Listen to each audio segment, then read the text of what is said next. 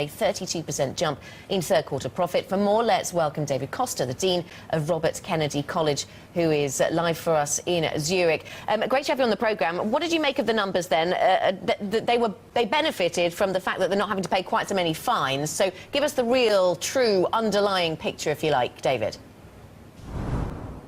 Good morning, Anna. Well, I think the results are certainly very remarkable because we have seen this increase in spite of a 4.4 reduction in earnings. And I think there are two significant points to be taken into account here. One is, of course, the reduction in legal costs, which has been crucial. But also we see at the same time an increase of 33% on the compliance cost, which is now at 2.2 billion. And also the reduction in operating costs, which are now at 19% lower. So we see really a strategy here which started some time ago, which is coming to go into fruition because of this investment, heavy investment in compliance and also the lower legal cost. Despite the challenging environment which we have in China, I see this as very positive results, also because of the realignment to the core places where the core areas where the banks wants to grow, and actually the dismissing of some of the units like in Bermuda and also in reduction in Brazil. So I think this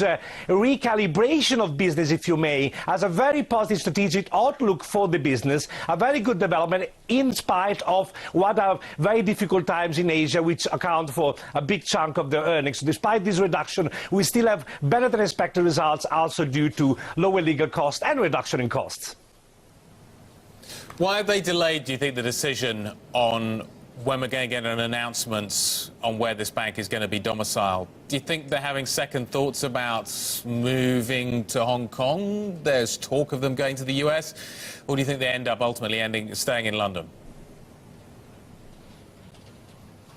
Hello, Guy. Yes, indeed, I think that they are thinking this through because the cost of such a move will be not indifferent. And also, let's not forget that the situation in Hong Kong in the future might change in terms of the autonomy in many years down the road. But that is something they have to take into account with such an important business. So I think they are sort of revisiting this self-imposed deadline of the end of the year and considering alternatives. I personally think that I don't see the US as something which should be in the cards here. I mean, I'd rather stay in the UK, which of course would be more beneficial, because even a move to the US will incur to them a lot of costs, and it's not quite sure that the benefits are not quite obvious here. What is probably going to happen is that some units, as we have seen in the derivative business, will be moving. Derivatives have been moving from the UK to Hong Kong with substantial cost savings also in terms of compliance costs, etc. So they will probably going to move